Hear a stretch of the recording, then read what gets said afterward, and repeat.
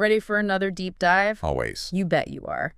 Today we're diving into the giant, Nintendo. Oh, wow. Their history is huge. Yeah. And you gave us a really cool starting point, that Nintendo UK website, their history page. Right? So thanks for that. Yeah, that's a good one.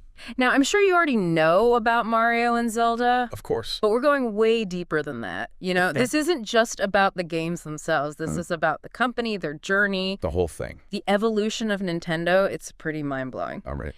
Get this. Okay. 1889, Wow. that's when they started. 1889.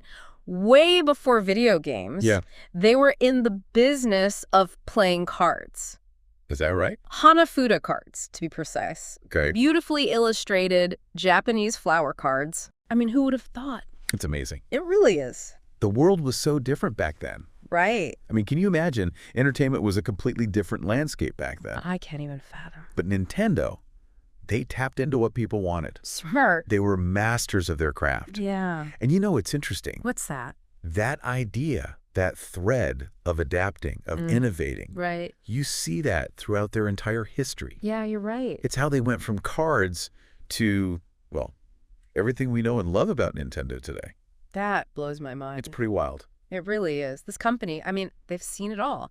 The birth of video games, the rise of the internet, mobile gaming, Everything. and through it all, they've stayed relevant. Yeah. It's amazing. They have. I'm getting ahead of myself, though. Let's go back to those early days. Okay. So they're killing it with these cards. Right. They were even making cards with Walt Disney characters on them. Wow. Which is really cool. That is cool. But then they started branching out, dabbling in other toys, other games. And Okay. then, 1978, Okay. right in the middle of the disco era, Huh? they dipped their toes into the world of arcade games Oh, wow. with a computerized version of Othello. Interesting. It is interesting, right? Yeah. What's interesting to me is that What's that? it shows that Nintendo, even back then, they were looking ahead. Yeah. They recognized the potential of electronic entertainment. They weren't afraid to experiment to see where technology could lead them. Yeah, and little did they know it was just the beginning Oh, tell me about it. of a revolution. A revolution is right. Yeah. Fast forward to the 1980s. Oh, wow. Nintendo's making waves in America now. Right. And bam, What? Donkey Kong. Donkey Kong. Now, here's a fun fact. Okay. Did you know that the character we know as Mario, Yeah. he was initially dubbed Jumpman? What? Jumpman. And out. I know, right? That's so funny. Mario came later, and get this. Yeah? It was inspired by their landlord at the time, Mario Segali. No way. Yeah. Can you imagine? Wow, just your name Right. being the inspiration for Mario. It's incredible. It's wild. It's amazing how these little details from their history, Yeah. they've shaped gaming as we know it. They have. And speaking of shaping gaming, Okay. the Family Computer, or Famicom, Right. was released in Japan. And of course, the Famicom later became the Nintendo Entertainment System, The NES. or NES, for us over in the West. Right. This wasn't just a console, was it? No way. No. It was a game changer. It really was. Literally a game changer. Standardized cartridges, remember those? Yeah. Those iconic controllers? Yeah, it's crazy. It established a whole new way to experience gaming At home. right in your living room. Exactly. And then there were the games. Oh, yeah. Super Mario Bros., The Legend of Zelda, Metroid, Yes. instant classics. Yeah. I can practically hear the 8-bit soundtracks right now. The music, unforgettable. It's crazy how these games, Yeah. especially Super Mario Bros., Right. became these cultural phenomenons Yeah. bigger than just video games. Beyond the console. Mario's a household name. Yeah. Absolutely. Instantly recognizable.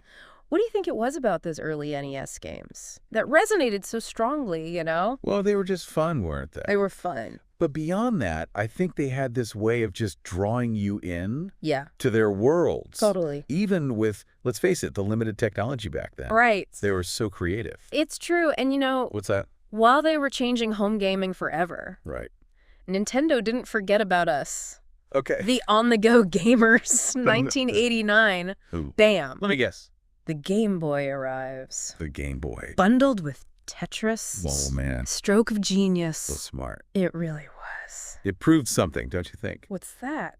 That you didn't need cutting-edge graphics to create a gaming phenomenon. You're right. It was all about Yeah. that addictive gameplay. That pick up and play. Exactly. Then comes the 90s. Okay. Nintendo, they keep pushing. Always pushing. They introduced the Super FX chip, Right. and things got really interesting. Yeah, the Super FX chip, I mean, What a game changer. it changed what those cartridges could do.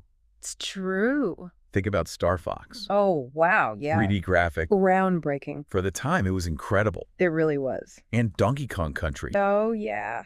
Those pre-rendered visuals, Come on. like an animated film. It's amazing to think about how those games must have looked I know, right? compared to what came before. Totally different. They really pushed the limits They did. of what people thought was even possible. It's true, although Yeah. not every experiment was a home run.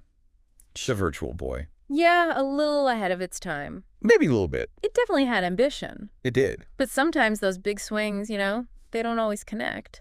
That's true, but But I like it. Right, That right. willingness to experiment yeah. keeps things interesting. Absolutely. And that brings us to What's that? the Nintendo 64, Yes. 1996. The N64. This era, really interesting from a tech standpoint. It was, and it had some incredible games. It did. GoldenEye 007, Ocarina of Time, Super Mario 64. Classics. Classics that still hold up today. They do. They do. And don't forget What's that? the analog stick That's true. introduced to the world. We take it for granted now. I know, right? We really do. But the N64, it faced challenges, It did. particularly from, Yeah. the PlayStation. PlayStation. They had adopted CD-ROM technology. That's right. And this is where Nintendo's commitment to cartridges, Yeah. which served them so well in the past, It's true. started to maybe hold them back a bit Yeah. because CD-ROMs could just hold so much more data. So much more. The PlayStation could offer these larger games, more detailed graphics, Oh, yeah. CD quality audio. It was a new era of gaming. It was. And Nintendo, Yeah. despite the N64's innovations, Right. they were facing some really stiff competition. They were, but they weren't going to back down. No. They weren't. The 2000s Okay. brought a wave of new ideas. Like what?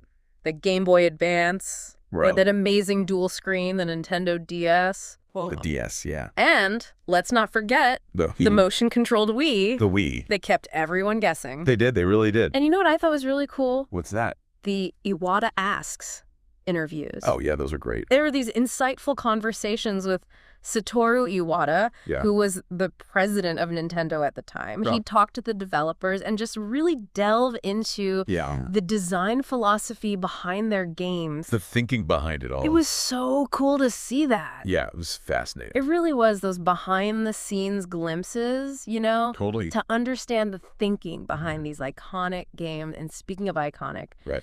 the Game Boy Advance SP. Oh, yeah. Sleek little machine. It was beautiful. That clamshell design. So cool. The backlit screen. Game changer. They were really onto something. They were, and then The DS comes along. blew everything wide open. Crystal screen. Touch screen.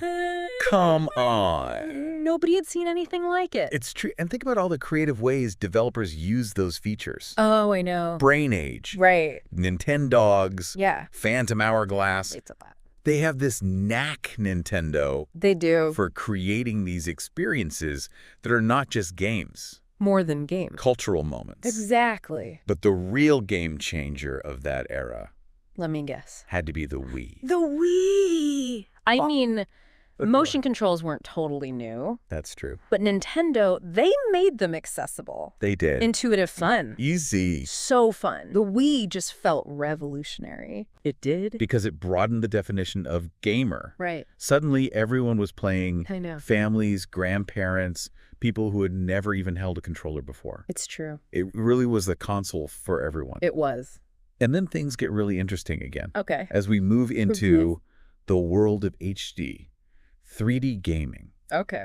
Nintendo releases the 3DS, Right. 3D gaming, on a handheld, Yeah. no glasses needed. Amazing. Mind-blowing at the time. It was. It really was. It was. And then there was the Wii U. The Wii U, yeah. It felt like they were trying to, What? capture that second screen experience Wow, yeah. that was becoming so popular with smartphones and tablets. Right. The gamepad was an interesting idea, It was. but I don't know. I guess the market wasn't quite ready for it. Yeah. Maybe not. It's true. The Wii U Yeah. didn't quite find its footing Yeah, no. in the same way that the original Wii did. Yeah, how do you follow that up, though? I don't know. Tough act to follow. It really was, but I think that speaks to the constantly evolving landscape of the gaming world. Right. And you know what? Yeah. It's a testament to Nintendo. It is. That they continue to adapt. They continue to take risks. I do. Even when those risks don't always pay off. That's true. Speaking of adaptation, that leads us right to the Nintendo Switch. Okay. Hybrid console, right? It is. Handheld and home console in one. The best of both worlds. It's like they took everything they'd learned over the decades. Handheld gaming, motion controls, this desire for a more traditional console experience. Yeah. Combined it. Put it all together. Into this sleek, versatile package. It's brilliant. It is. It really is. It's been fascinating to watch. It has this. Switch's success. It's been huge. They really seem to have found a winning formula. They have, and it makes you think. It really does. What's next? What is next? What other innovations do they have in store for us? Yeah. Because you know Nintendo, they're always cooking up something exciting. They are, and with anniversaries and everything. Like Mario's 35th, Zelda's 35th. Amazing. It's clear that those iconic characters and franchises, they still resonate deeply with players, and what they've managed to do building these worlds, these characters. Incredible. That endures for decades. I know. It's truly remarkable. It really is. It's a legacy. It is. Few entertainment companies can match. It's true. And that's what's so fascinating about this whole thing, about this deep dive into Nintendo's history. Yeah. Seeing how they've navigated this crazy world of gaming, constantly changing. Yeah. From those humble beginnings. I know. With playing cards. Can you believe it? To this global entertainment giant. It's insane. From cards to consoles. I know. Pixels to polygons. Amazing. It's been an incredible journey. It has. We've covered a lot of ground today. We have. But honestly, we've barely even scratched the surface of Nintendo's fascinating history. There's always more to uncover. There is. More to learn. Always something more to learn. That's the beauty of it, I think. It is. Nintendo's story is still being written. That's so true. I can't wait to see what the next chapter holds. Me too. Thanks for joining us on this deep dive into Nintendo's world. We hope you've enjoyed this trip down memory lane and maybe even learned a thing or two along the way. Until next time, keep on gaming.